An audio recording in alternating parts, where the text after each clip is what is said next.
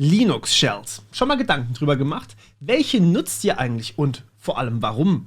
Es gibt hier einen großen Unterschied, und zwar ZSH und Bash, also die Born Again Shell. Beides sind Shells, beide können ungefähr dasselbe, aber haben völlig unterschiedliche Funktionen. Und nein, ich rede hier nicht vom Terminal. Das Terminal ist immer noch dasselbe. Das, was ihr aber im Terminal bedient, ist die Shell. Und die Shell wiederum greift auf das Betriebssystem zu. Das heißt eigentlich eure Schnittstelle. Und die kann euch das Leben sehr viel leichter machen oder sehr viel schwerer. Es gibt wahnsinnig viele Shells und eigentlich haben sich zwei durchgesetzt. Sowas wie KSH nutzt kaum jemand, während die Born Again Shell und die Z-Shell sehr, sehr beliebt sind. Bei manchen Systemen sogar als Standardsysteme. Die Born Again Shell eigentlich fast überall, die Z-Shell bei macOS und bei Kali. Und vielleicht in Zukunft noch bei sehr viel mehr. Wir schauen uns heute mal ganz kurz an, was der Unterschied zwischen den beiden ist und welche ihr vielleicht dann am Ende eher installieren sollten, und wie das vor allem auch geht. Viel Spaß!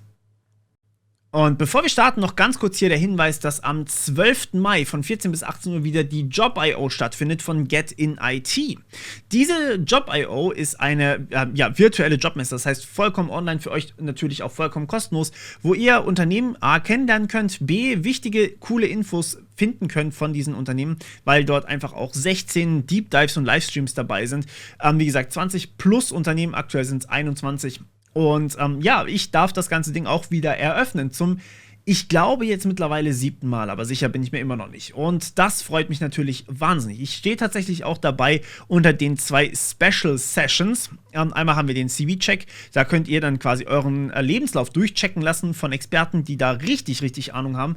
Und von meiner Seite aus gibt es eine Coding-Challenge, allerdings eine besondere Coding-Challenge, die ihr dann mitlösen dürft. Und wir werden auch ein bisschen darüber reden, warum diese Dinge eigentlich so wertvoll sind. Ja, ich würde mich wahnsinnig freuen, wenn ihr dabei seid. Im Zweifelsfall, falls ihr überhaupt nicht könnt ihr das Ganze natürlich noch nachgucken. Da müsst ihr einfach mal auf die Seite von Get in IT gehen und dort gibt es dann alles als gelisteten Call sozusagen, wo ihr euch das Ganze nochmal angucken könnt. Übrigens auch die anderen 6 Vorträge, die ich dort gehalten habe. Und in dem Sinne freue ich mich auf euch. Bis dann. Ich habe euch heute mal 2 virtuelle Systeme mitgebracht. Einmal haben wir mein Kali Linux, mit dem ich immer Pentesting mache, was in letzter Zeit ein bisschen zu kurz gekommen ist. Aber ja, hier nehmen wir einfach ganz standardmäßig die Shell, die vorinstalliert ist. Nämlich ihr könnt mit Echo $Shell, könnt ihr herausfinden, welche Shell ihr gerade benutzt. Und das ist in dem Fall die Z-Shell. Die ist im Vorfeld schon installiert bei Kali. Mein zweites System, das ich euch zeigen möchte, ist ein etwas in die Jahre gekommenes Manjaro. Das ist allerdings jetzt nicht irgendwie dramatisch oder sowas. Ich benutze das System vor allem, um Malware auszuführen. Mit einem Snapshot sind beides virtuelle Maschinen natürlich. So. Und diese Malware-Maschine, das Manjaro benutzt als Shell, wie wir hier sehen können, mit Echo $Shell, kriegen wir hier bin bash zurück. Und beide Shells können natürlich Dinge. Ja, ich kann hier einfach eingeben, hey, ich möchte zum Beispiel das Verzeichnis wechseln, also CD, was haben wir denn hier alles?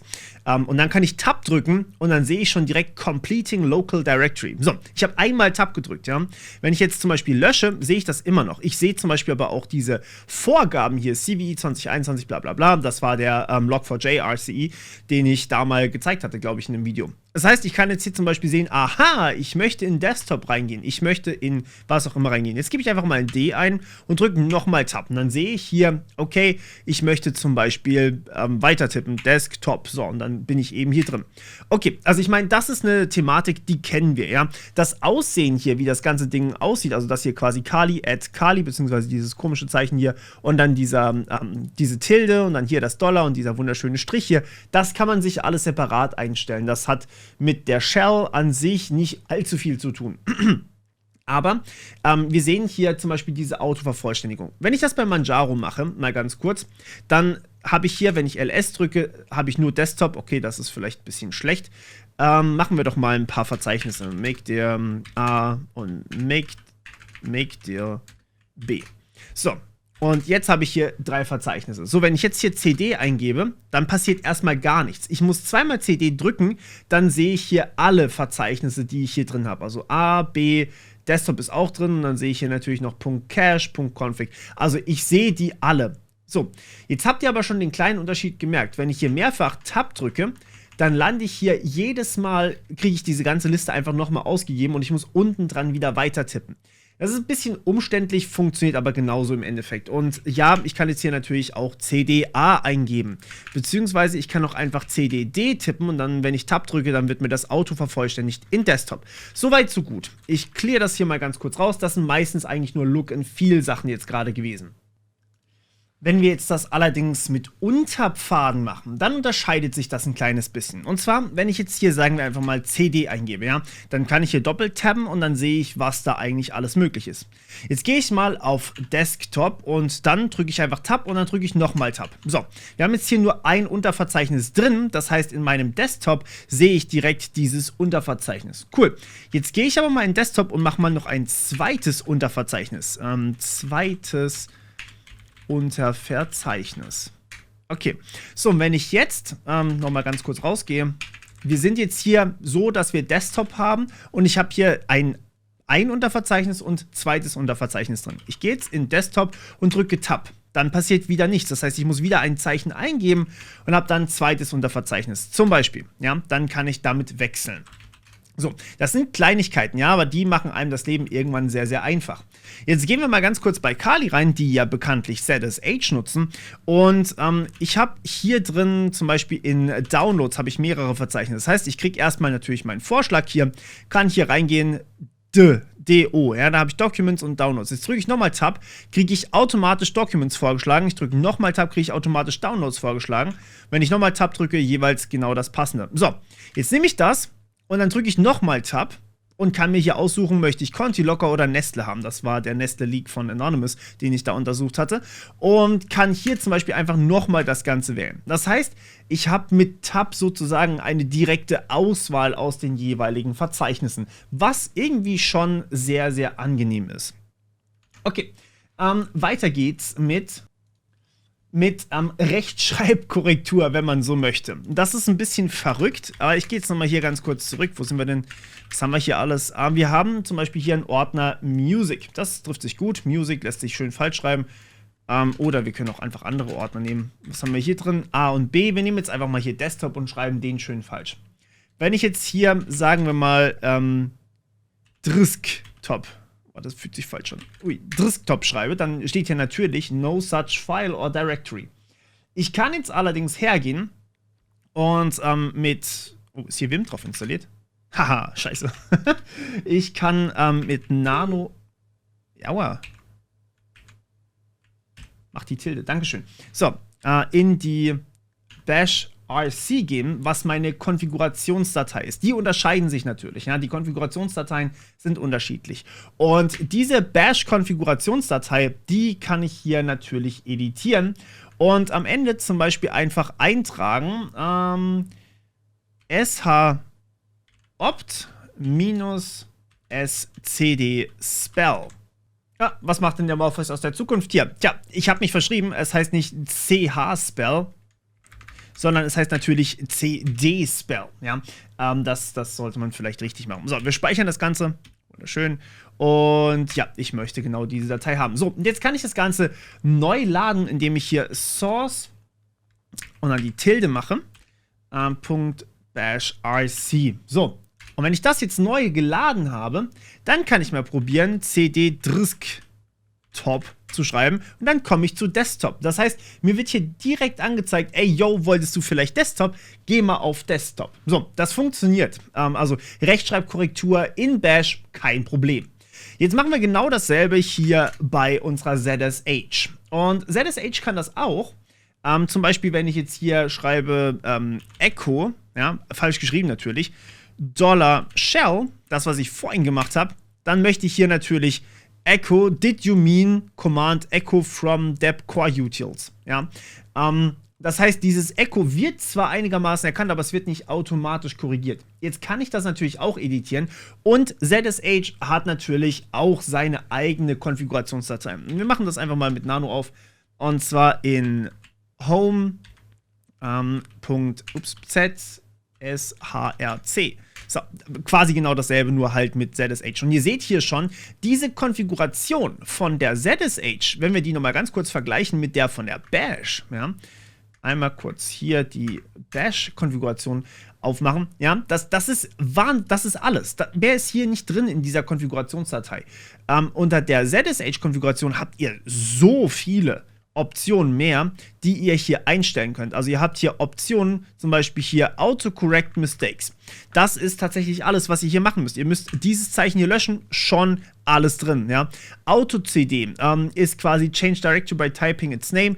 All diese Dinge habt ihr hier schon quasi als Option vorgefertigt und ihr müsst sie nur noch anpassen. Ihr könnt hier Bind Keys durchpacken. Ihr könnt zum Beispiel Backward Kill Line machen, also Steuerung U würde dann die Zeile zurück löschen. Ihr könnt einen Character deleten, was bei Bash einfach standardmäßig dabei ist, aber ihr könnt natürlich auch die oder halt die Tabs, die Zeichen umbinden. Ja? Das sind alles solche Sachen. Ihr könnt den Style hier komplett anpassen und ihr könnt hier einen ganzen Haufen Optionen setzen. Und das Tolle dabei ist, ihr könnt hier all das konfigurieren. Also all diese einzelnen Sachen könnt ihr euch angucken, könnt dann relativ direkt sagen, ey, das möchte ich oder das möchte ich nicht haben. So, ich werde jetzt hier natürlich nicht durch die ganze Konfiguration durchgehen, aber wir speichern das jetzt einfach mal. Und ja, jetzt müssen wir hier nur einmal kurz das Ganze selbstverständlich auch neu laden. Source, ups, das war ein Leerzeichen zu viel. ZSHRC. So. Okay, und ja, jetzt probieren wir das einfach nochmal, wenn ich hier Echo $Spam mache.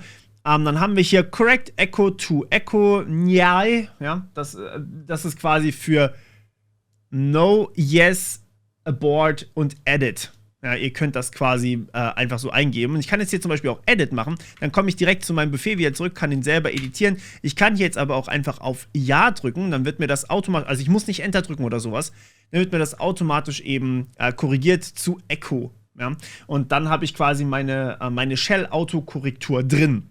So, das ist aber eigentlich nicht unbedingt, also wie gesagt, diese Autokorrektur haben beide Shells. Ich wollte euch nur zeigen, wie krass eigentlich diese Kommandozeilen-Optionen sind, beziehungsweise diese ganzen Optionen, die wir halt in der RC drin haben. Grundsätzlich kann man aber sagen, eigentlich sind beide Shells miteinander auch kompatibel. Und das ist ein sehr, sehr wichtiger Punkt. Wenn ihr ein Shell-Skript habt, dann ist das normalerweise für ZSH genauso wie für Bash funktionabel. Ihr müsst da eigentlich nichts dran ändern. Wenn ihr allerdings mal Probleme habt, dann schreibt an den Beginn eurer Bash-Skripte Hashtag, Ausrufezeichen, das kennt ihr wahrscheinlich, und dann /bin/bash. Oder, falls ihr sogar nur SH habt, geht das natürlich auch. Das würde ich euch tatsächlich empfehlen, bevor ihr, oder wenn ihr irgendwie Schwierigkeiten habt, das einfach an den Anfang zu schreiben, dann weiß die Shell gleich, aha, führ das doch bitte damit aus. Und dann funktionieren die genauso wie vorher. Das heißt, selbst nach einem Wechsel, falls ihr irgendwelche Shell-Skripte habt, kein Problem. Und Bash habt ihr ja trotzdem weiterhin installiert. Deswegen schauen wir uns jetzt mal ganz kurz an, wie man eigentlich diese Shell installieren kann und ja, was da vielleicht auch noch passiert. Auch unter Ubuntu ist die Standard-Shell noch die Bash-Shell und deswegen werden wir jetzt in diesem schönen Ubuntu einmal kurz alles verändern, sodass wir am Ende die ZSH-Shell, also die ZSH-Shell haben und nicht mehr die Bash-Shell als Standard-Shell ausgewählt ist. Wundert euch übrigens nicht, dass hier oben Manjaro New steht. Hier auf dem Manjaro, also auf meiner Opfermaschine, ja, wo ich die ganze Malware drauf ausführe, da will ich kein Internet drauf haben, deswegen das ist komplett abgekapselt und hier drauf kann ich das natürlich wunderbar ändern, das ist extra für solche Sachen da. So, was wir machen ist, wir machen hier apt, na, komm schon, sudo apt, beziehungsweise erstmal sudo su, das macht die Sache ein bisschen einfacher und dann machen wir hier apt install zsh.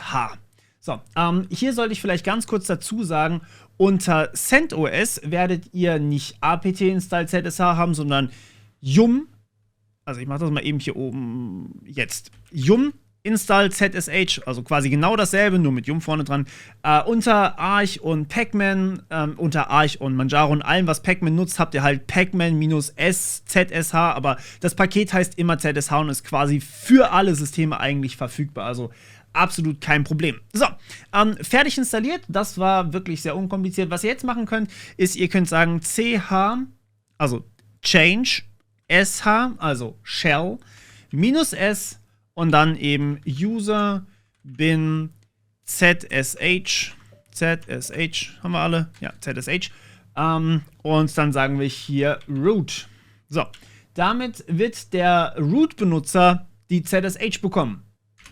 So, und jetzt machen wir einmal ein kurzes Exit hier rein, weil jetzt sind wir nicht mehr der Root-User. Und jetzt machen wir nochmal sudo su und jetzt schauen wir mal, was wir jetzt, also jetzt sieht das auch ein bisschen anders aus, ne? Jetzt haben wir hier kein Root mehr, root at Morpheus Virtual Machine, sondern einfach nur noch Morpheus Virtual Machine. Und jetzt machen wir hier mal echo $shell. So, und wir sehen, die ZSH-Shell ist jetzt quasi unsere Standard-Shell. So, wer jetzt schöne große Auflösung will, muss halt manchmal einfach leiden. Okay, also, wir können übrigens überprüfen, ob jeder User, beziehungsweise welcher User die jeweilige Shell nutzt, indem wir uns die Datei in etc parswd ansehen. Das kennt ihr vielleicht. Und hier haben wir einmal kurz den Root-User, der hier tatsächlich die ZSH-Shell verwendet. Wir sehen dann aber auch sehr, sehr viele, die einfach No-Login verwenden, das heißt, die können sich gar nicht einloggen. Und wir sehen hier unten, der User Morpheus, der benutzt immer noch, der benutzt mittlerweile auch die ZSH-Shell, haben wir ja umgestellt. Das heißt, wenn wir uns jetzt neu anmelden hier, dann bekommen wir auch tatsächlich die ZSH-Shell vorgesetzt. Okay, das heißt, wir können jetzt mit dem Ding arbeiten.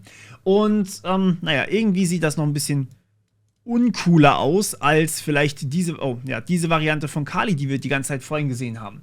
Das heißt, was wir machen wollen ist, wir installieren uns noch das Framework OhmyZSH. Das Framework kann ich sowas von empfehlen, weil es einfach ultra geil ist. Also, was wir machen ist apt install wget und git, falls ihr es noch nicht habt. Ja, ich sollte das mit sudo machen. Apt install wget und natürlich git.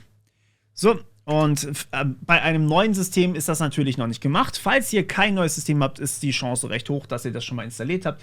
Und was wir uns dann reinkopieren wollen, ist dieser wunderschöne Link von, genau, hier, von Raw, also von GitHub quasi, sagen wir, da gibt es das Repository OhmyZSH und wir wollen dort eben ganz gerne das Tool install.sh einfach runterladen, bitte. Und ja, da werden wir komplett durchgeführt durch eine Installation von OhmyZSH. Da müssen wir quasi gar nichts mehr dazu tun und das ist sehr, sehr hilfreich. Ihr bekommt das Ganze mit einem wunderschönen wget-Befehl, nämlich dem hier, wget https github.com Robbie Russell ohmyZSH raw master tools install.sh -0 minus und dann eben hier die ZSH-Sache. So, und das wird reingeklont und ja, jetzt können wir das Ganze quasi, also das ist einfach ein Haufen an verschiedenen Konfigurationsdateien, beziehungsweise eine besondere Konfigurationsdatei, die wir so benutzen können einfach. Wir gucken uns die jetzt mal ganz kurz an. Und zwar liegt die jetzt in home/.ohmyZSH. Und zwar unter Templates, wobei wir können mal ganz kurz durchgucken, was hier alles drin ist. So, wir haben hier jetzt eben Cache, Custom, bla bla bla und hier unten sehen wir die Templates. So, die Templates, das ist das, was wir haben wollen. Da wollen wir die ZSHRC, ZSH-Template, das wollen wir kopieren, beziehungsweise uns erstmal angucken. Das ist im Endeffekt hier eine Beispieldatei, wie man das eben machen könnte. Die können wir natürlich anpassen, wenn wir das wollen. Könnt ihr euch durchwühlen, wenn ihr wirklich darauf Bock habt. Ansonsten könnt ihr ganz einfach sagen, ey, yo, ich vertraue dem, der hat schon Ahnung, was er da macht. Und wir kopieren das ganze Ding jetzt einfach in home/.zshrc. Und da liegt das jetzt drin. So, wir haben quasi die alte Template-Datei, die alte Konfigurationsdatei von ZSH haben wir überschrieben. Und jetzt laden wir das Ganze einfach neu. Das heißt, wir sagen hier home ZSHRC.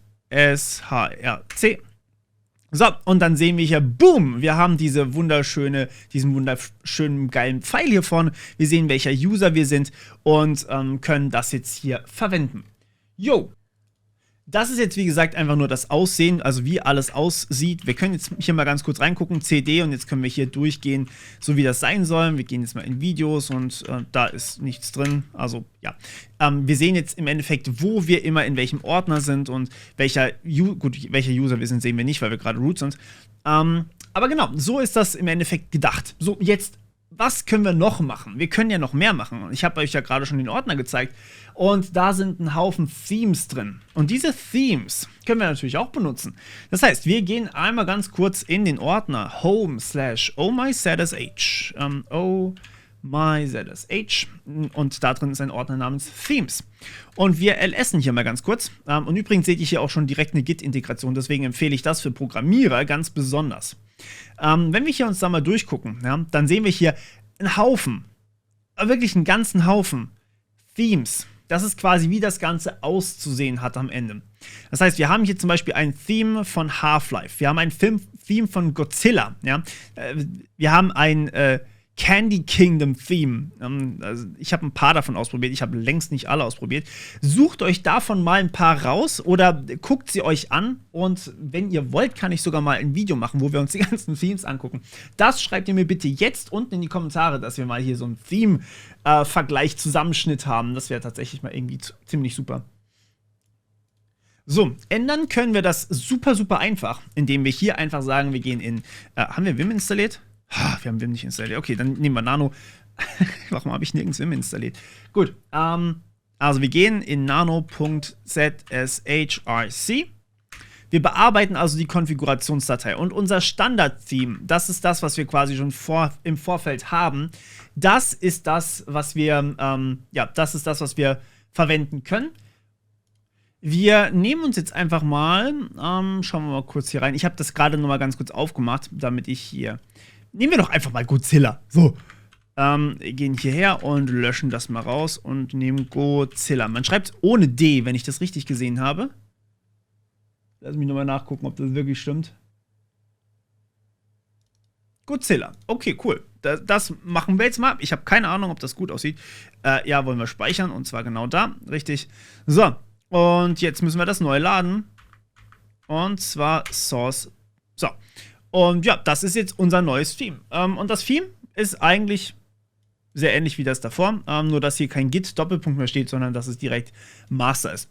Cool. Also, ja, das ist im Endeffekt, wie ihr Themes wechselt. Ihr könnt einfach mal durchprobieren, welches euch am besten gefällt. Ich weiß gar nicht mehr, bei welchem ich stehen geblieben bin. Aber ich muss sagen, ich finde das Standard-Theme auch ziemlich gut. Wichtig ist allerdings, finde ich, noch eine weitere Sache. Und zwar... ihr könnt in den Plugins aktivieren. Ja?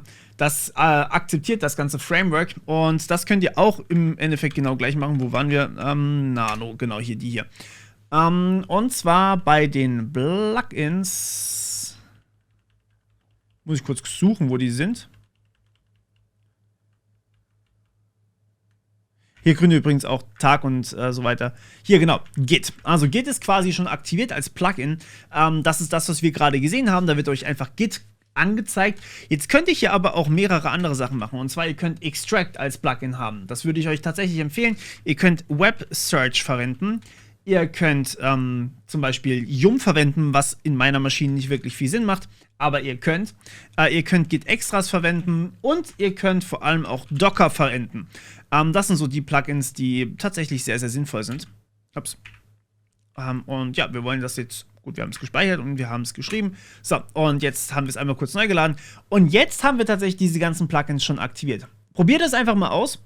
Und schreibt mir in die Kommentare, welche Plugins, welche Themes euch am besten gefallen haben und ob ihr tatsächlich mal so einen Theme-Vergleich haben wollt von diesen ganzen geilen Themes hier. Okay, das war's von meiner Seite, und ich hoffe, es hat euch gefallen. War jetzt ein längeres Video, aber ja, ich glaube, man kann hier durchaus was mitnehmen und so sich sein Leben vielleicht in der Kommandozeile bzw. im Terminal ein bisschen einfacher machen. Wenn man bedenkt, dass ZSH auch mittlerweile die Standard-Shell von Mac ist und von Kali, das wird seine Gründe haben. Mehr sage ich dazu nicht. Alles klar, bis zum nächsten Mal. Ciao.